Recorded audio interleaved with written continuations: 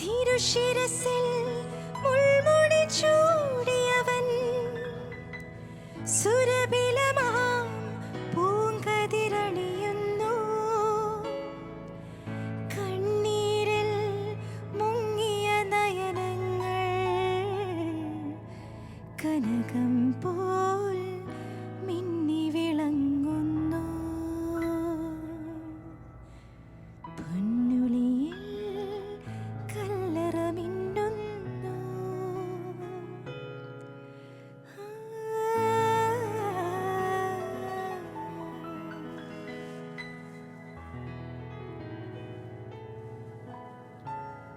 ഉദ്ധാനത്തിൻ്റെ ആഘോഷവുമായി വചനാമൃതം. ഏവർക്കും സ്വാഗതം.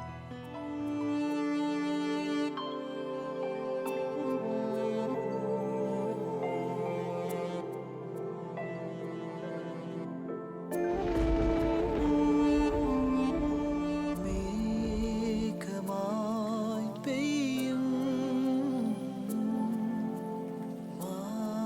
മാരിയായി നനയ്ക്കും അമൃതായി ജീവനേകും വചനം വചനാമൃതം.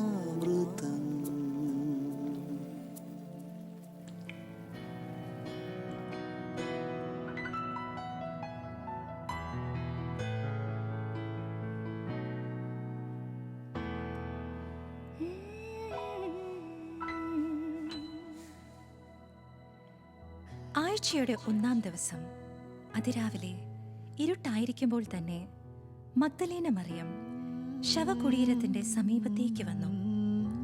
ശവകുടീരത്തിന്റെ കല്ല് മാറ്റപ്പെട്ടിരിക്കുന്നതായി അവൾ കണ്ടു. അവൾ ഉടനെ ഓടി ശിമയോൻ പത്രോസിന്റെയും യേശു സ്നേഹിച്ചിരുന്ന മറ്റേ ശിഷ്യന്റെയും അടുത്തേക്ക് പറഞ്ഞു, കർത്താവിനെ അവർ കല്ലറയിൽ നിന്ന് മാറ്റിയിരിക്കുന്നു. എന്നാൽ അവനെ അവർ എവിടെ വെച്ചു എന്ന് ഞങ്ങൾക്ക് അറിഞ്ഞുകൂടാ. പത്രോസ് ഉടനെ മറ്റേ ശിഷ്യനോടുകൂടെ കല്ലറയുടെ അടുത്തേക്ക് പോയി. അവർ ഇരുവരും ഒരുമിച്ചോടി. എന്നാൽ മറ്റേ ശിഷ്യൻ പത്രോസിനേക്കാൾ കൂടുതൽ വേഗം ഓടി ആദ്യം കല്ലറയുടെ അടുത്തെത്തി. കുനിഞ്ഞു നോക്കിയപ്പോൾ കച്ച കിടക്കുന്നത് അവൻ കണ്ടു. എങ്കിലും അവൻ അകത്തേക്ക് പ്രവേശിച്ചില്ല. അവന്റെ പിന്നാലെ വന്ന ശിമയോൻ പത്രോസ് കല്ലറയിൽ പ്രവേശിച്ചു. കച്ച അവിടെ കിടക്കുന്നതും തലയിൽ കെട്ടിയിരുന്ന തൂവാല കച്ചയോട് കൂടെ അല്ലാതെ തനിച്ച് ഒരിടത്ത് ചുരുട്ടി വെച്ചിരിക്കുന്നതും അവൻ കണ്ടു. അപ്പോൾ കല്ലറയുടെ സമീപത്ത് ആദ്യമെത്തിയ മറ്റേ ശിഷ്യനും അകത്തേക്ക് പ്രവേശിച്ചു കണ്ട് വിശ്വസിച്ചു. അവൻ മരിച്ചവനിൽ നിന്ന് ഉയർത്തെഴുന്നേൽക്കേണ്ടിയിരിക്കുന്നുവെന്ന് തിരുവെഴുത്ത് അവർ അതുവരെ മനസ്സിലാക്കിയിരുന്നില്ല. അനന്തരം ശിഷ്യന്മാർ മടങ്ങിപ്പോയി. അവൻ മരിച്ചവരിൽ നിന്ന് ഉയർത്തെഴുന്നേൽക്കേണ്ടിയിരിക്കുന്നുവെന്ന തിരുവെഴുത്ത് അവർ അതുവരെ മനസ്സിലാക്കിയിരുന്നില്ല. അനന്തരം ശിഷ്യന്മാർ മടങ്ങിപ്പോയി.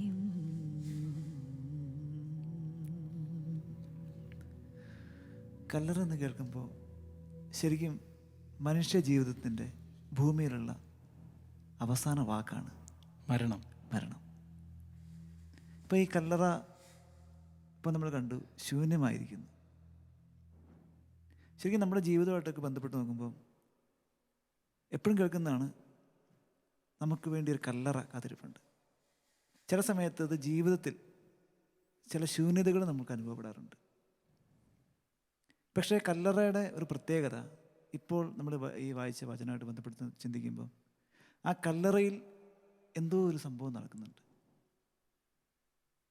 ശരിക്കും പറഞ്ഞു കഴിഞ്ഞാൽ നിത്യജീവിതത്തിൻ്റെ ഒരു കളിത്തട്ടിലാണ് ശരിക്കും കല്ലറ ആരംഭമാണ്.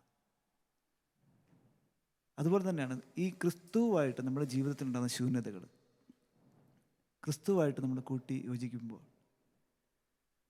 അതൊരു ഉയർത്തെഴുന്നേൽപ്പിൻ്റെ ഒരാരംഭമാണ്. അല്ലെങ്കിൽ ഇപ്പോഴും ശൂന്യത തന്നെയാണ്.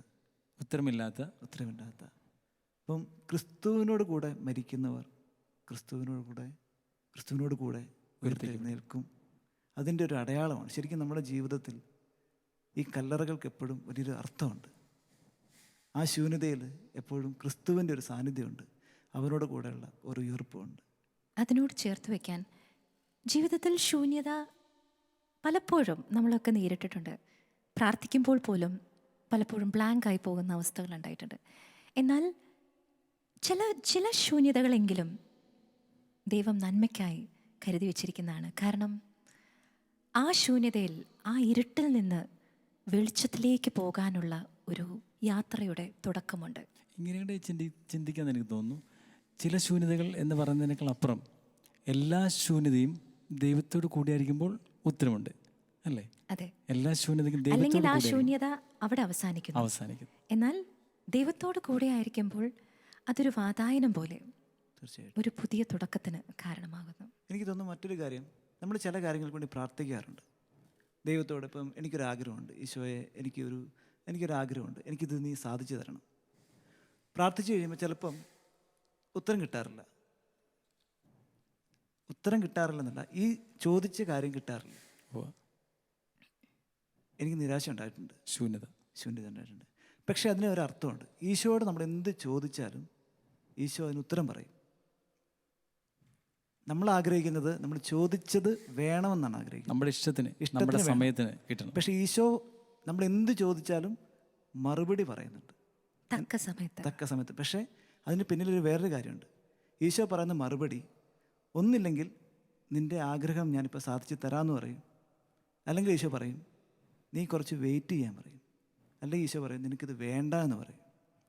പലപ്പോഴും ചില അനുഗ്രഹങ്ങൾക്ക് നമുക്ക് കിട്ടാത്തതിന് പിന്നിൽ കാരണം അത് ഈശോയുടെ ഹിതമായിരിക്കില്ല, അല്ലെങ്കിൽ ഈശോ കുറച്ചും കൂടെ കഴിഞ്ഞിട്ട് തരാമെന്ന് പറയുന്നുണ്ട്. എപ്പോഴും നമ്മൾ പ്രാർത്ഥിച്ചു കഴിഞ്ഞാൽ ദൈവം എപ്പോഴും മറുപടി പറയുന്നുണ്ട്. പക്ഷെ നമ്മൾ ആഗ്രഹിക്കുന്ന ഒരു ഉത്തരം കിട്ടിയില്ലെങ്കിൽ നമ്മൾ പലപ്പോഴും പറയും പ്രാർത്ഥനയ്ക്ക് ഉത്തരം കിട്ടിയിട്ടില്ല. പക്ഷേ ദൈവം ഇന്നും ജീവിക്കുന്നു, ദൈവം എപ്പോഴും മറുപടി പറയുന്നുണ്ട്. അതുകൊണ്ട് നമ്മുടെ ശൂന്യതകൾ അതൊരിക്കലും നഷ്ടമല്ല, അല്ലെങ്കിൽ ആ വേദനകൾ ഒരിക്കലും നഷ്ടമല്ല. അതിനെല്ലാം ദൈവത്തിന് വലിയൊരു മറുപടിയുണ്ട്. ശരിക്കും പറഞ്ഞു കഴിഞ്ഞാൽ ഈ ഈസ്റ്റർ ദിനത്തിന് എനിക്ക് തോന്നുന്നു നമ്മളിനി അങ്ങനെയും കൂടെ ചിന്തിക്കണം. എന്ത് ചോദിച്ചാലും ദൈവം മറുപടി തരും. ചോദിച്ച കാര്യം നടത്തി തരുമെന്നല്ല, മറുപടിയുണ്ട്. അതൊരു വലിയൊരു ബോധ്യമാണ്. അത് കേൾക്കാൻ നമ്മൾ ഇരുന്ന് കൊടുക്കണം. ജോബിനത് പറഞ്ഞപ്പോൾ മനസ്സിൽ പതിഞ്ഞൊരു ചിത്രം ഓർമ്മയിൽ വരികയാണ്. അതെങ്ങനെയാണ്, ഒരു കുഞ്ഞുകുട്ടി ഈശോയോട് ഇങ്ങനെ ഒരു പ്രാർത്ഥന പോലെ ചോദിക്കുകയാണ്, അമ്മ എനിക്ക് ഈ സാധനം വേണം. അങ്ങനെ ഒരു ചെറിയൊരു ടെഡി ബെയർ പിടിച്ച് ഈശോയോട് ചോദിക്കാം, ഈശോ എനിക്കിത് തരുമോ എന്ന്. അപ്പോൾ ഈശോ ഒരു കൈ പുറയിലാണ്, മറ്റേ കൈ കൊണ്ട് അവളെ സമാധാനിപ്പിക്കുക, ഇത് നിനക്ക് വേണ്ട. അപ്പോൾ ഇവൾ കാണുന്നില്ല ഈശോയുടെ കയ്യിൽ ആ ടെഡി ബെയറിനേക്കാളും വളരെ വലിയ ഒരു ടെഡി ബെയർ, അതിനേക്കാളും ബ്യൂട്ടിഫുൾ ആയിട്ടുള്ളൊരു ഗിഫ്റ്റ് ഈശോ വെച്ചിട്ടുണ്ട് നമുക്ക് വേണ്ടി. പക്ഷെ നമ്മൾ ഈ കുഞ്ഞ് സമ്മാനം, അപ്പോഴത്തെ ആവശ്യം, അപ്പോഴത്തെ കാര്യം സാധിക്കാൻ വേണ്ടി മാത്രം വിചാരിച്ച് നമ്മൾ ചോദിക്കുന്നതാണ്. എനിക്ക് ഭയങ്കര ഇഷ്ടപ്പെട്ട ഒരു പിക്ചറാണ്. നമുക്ക് ഒരു കംപ്ലീറ്റ് പിക്ചർ ഇപ്പോഴും ഇല്ല, പക്ഷേ തമ്പുരാൻ അറിയാം.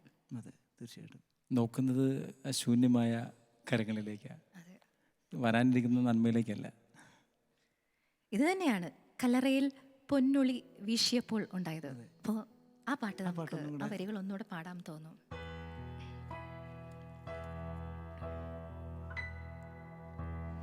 പൊന്നൊളിയിൽ കല്ലറ മിന്നുന്നു, മഹിമയോടെ നാഥനുയർക്കുന്നു, മുറിവുകളാൽ മൂടിയ മേനീതാ നിറവോലും പ്രഭയിൽ മുഴുകുന്നു, തിരുശിരസിൽ മുൾമുടി ചൂടിയവൻ സുരഭിലമാം പൂങ്കതിരണിയുന്നു, കണ്ണീരിൽ മുങ്ങിയ നയനങ്ങൾ കനകം പോൽ മിന്നി വിളങ്ങുന്നു.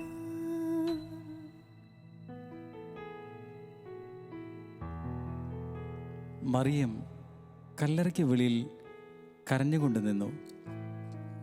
അവൾ കരഞ്ഞുകൊണ്ടിരിക്കുമ്പോൾ കുനിഞ്ഞ് കല്ലറയിലേക്ക് നോക്കി. വെള്ളവസ്ത്രം ധരിച്ച 2 ദൂതന്മാർ യേശുവിൻ്റെ ശരീരം വച്ചിരുന്നിടത്ത് ഒരുവൻ തലയ്ക്കലും ഇതരൻ കാൽക്കലുമായി ഇരിക്കുന്നത് അവൾ കണ്ടു. അവർ അവളോട് ചോദിച്ചു, സ്ത്രീയെ, എന്തിനാണ് നീ കരയുന്നത്?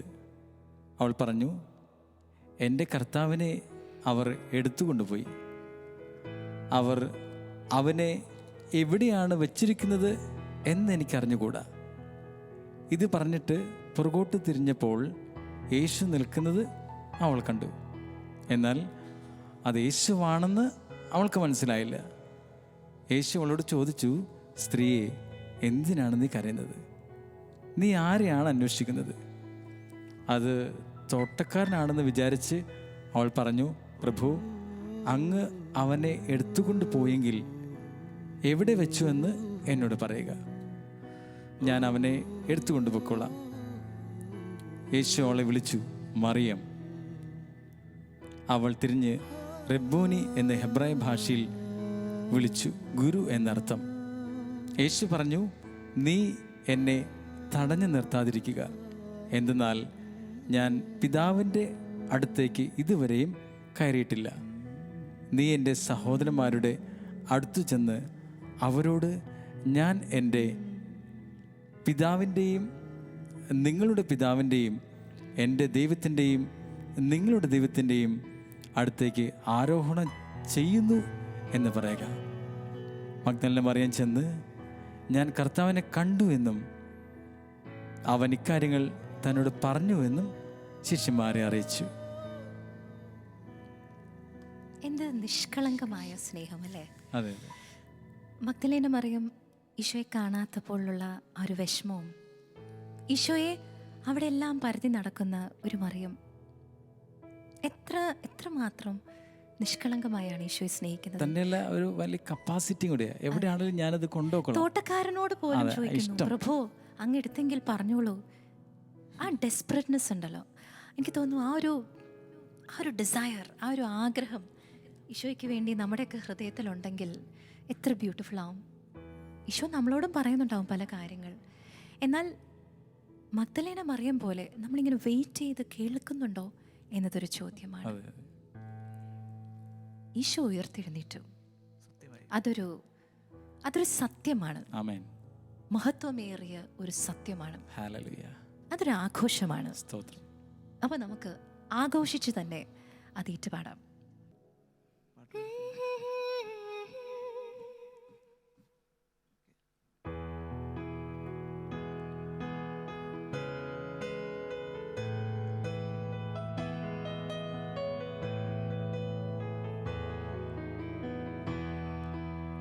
ഉയർത്തെഴുന്നേറ്റു, നാഥനുയർത്തെഴുന്നേറ്റു, വിജയലാളിതനായി നാഥനുയർത്തെഴുന്നേറ്റു. കുരിശിലേറിയവൻ, മൃതനായി കബറടങ്ങിയവൻ, കതിരിനുടയവനായി വീണ്ടും ഉയർത്തെഴുന്നേറ്റു. ഈ ദിനം ദൈവം ഏകിയ ദിവ്യദിനമല്ലോ, മോദമായി മഹിത കീർത്തനമേറ്റ് പാടാം. ഉയർത്തെഴുന്നേറ്റു, നാഥനുയർത്തെഴുന്നേറ്റു, വിജയലാളിതനായി നാഥനുയർത്തെഴുന്നേറ്റു.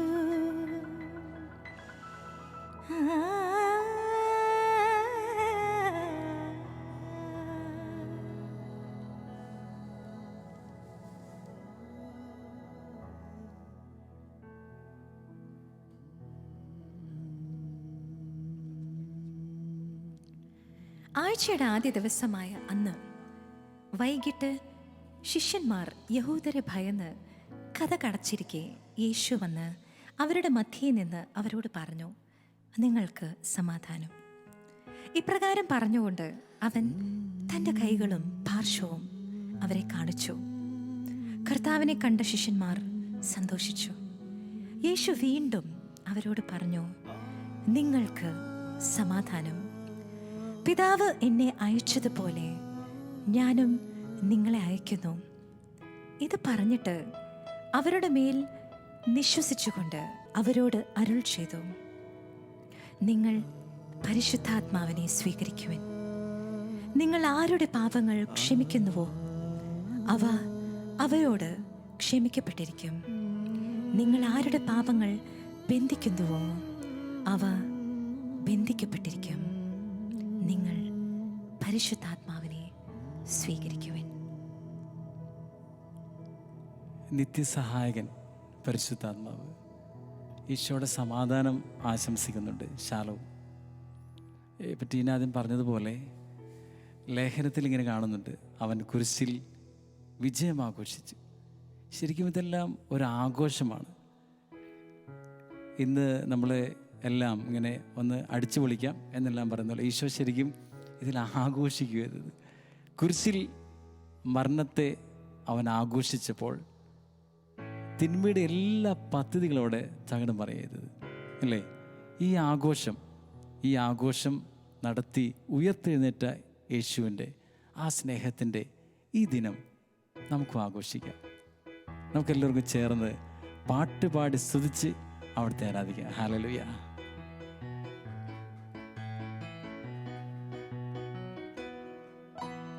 പാട്ടുപാടി സ്തുതിക്കാം നമുക്ക് യേശുവിൻ നാമത്തിന്.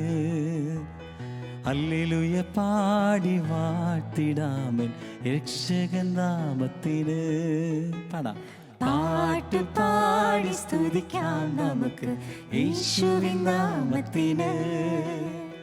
ഹല്ലേലൂയ പാടി വാഴ്ത്തിടാമൻ രക്ഷകൻ നാമത്തിന്.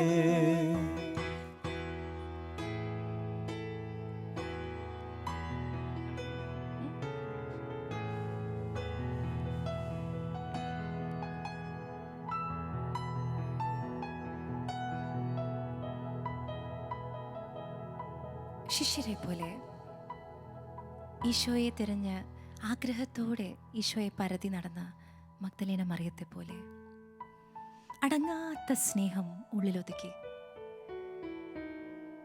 നമ്മളും ഈശോയെ കാത്തിരുന്നാൽ, ഈശോയുടെ വാക്കിനായി, ഈശോയുടെ സംസാരത്തിനായി, ഈശോയുടെ പ്ലാനിനായി കാത്തിരുന്നാൽ അത് മനോഹരമാണ്. പലപ്പോഴും നമ്മുടെ ആഗ്രഹങ്ങൾ, നമ്മുടെ സ്വപ്നങ്ങളെല്ലാം നമ്മുടെ തൊട്ടരികെ, നമുക്കത് നേടാൻ സാധിക്കുമോ എന്ന സംശയത്തിൽ നമ്മൾ വീണു പോകുമ്പോൾ നമ്മളും ഇവരെ പോലെ അതിയായ ആഗ്രഹത്തോടെ ഒന്ന് ഈശോയ്ക്ക് വേണ്ടി കാത്തിരുന്നാൽ, കാതോർത്താൽ, നമ്മുടെ കയ്യെത്താത്ത ദൂരത്ത് തമ്പുരാൻ അതെല്ലാം നമുക്ക് വേണ്ടി നേടിത്തരുന്നത് നമുക്ക് കാണാം. മനസ്സിലേക്ക് വരുന്ന ഏതാനും വരികൾ എങ്ങനെയാണ്?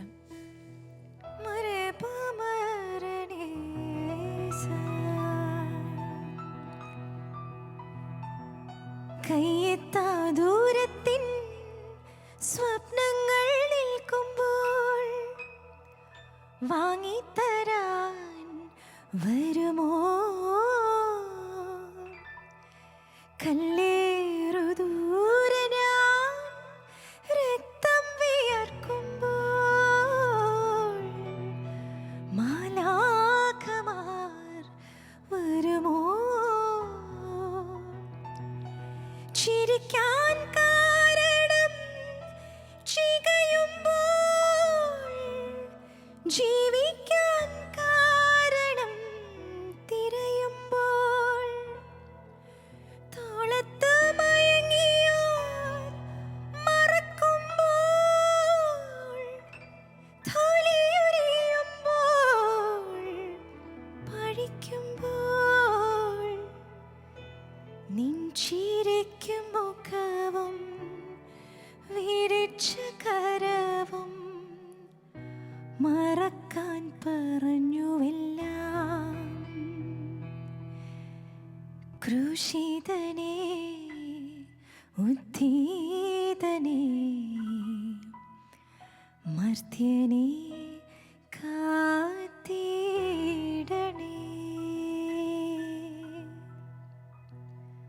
ആ ക്രൂശിതൻ്റെ, ആ ഉദ്ധിതൻ്റെ സ്നേഹത്തിൽ ഇന്നും ഇനി എന്നും ആയിരിക്കാൻ നമുക്ക് നമ്മളെയും നമ്മുടെ കുടുംബത്തെയും നമുക്ക് ദാനമായി നൽകിയതെല്ലാം തന്നെ സമർപ്പിച്ചുകൊണ്ട് കുരിശിൻ്റെ മഹത്വത്തെ ഹൃദയത്തോടെന്നും ചേർത്ത് വെച്ചുകൊണ്ട് ഈശോയുടെ ഈ മഹത്വത്തിൽ ഈ ഈസ്റ്റർ ദിനത്തിൽ നമുക്ക് ആഹ്ലാദിക്കാം, സന്തോഷം പങ്കുവയ്ക്കാം. ദൈവം എല്ലാവരെയും സമൃദ്ധമായി അനുഗ്രഹിക്കട്ടെ. ആമേൻ.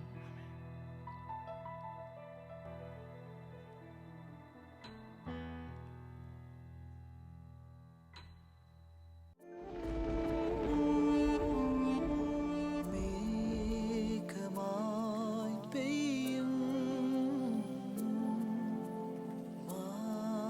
മാരിയായി നനയ്ക്കും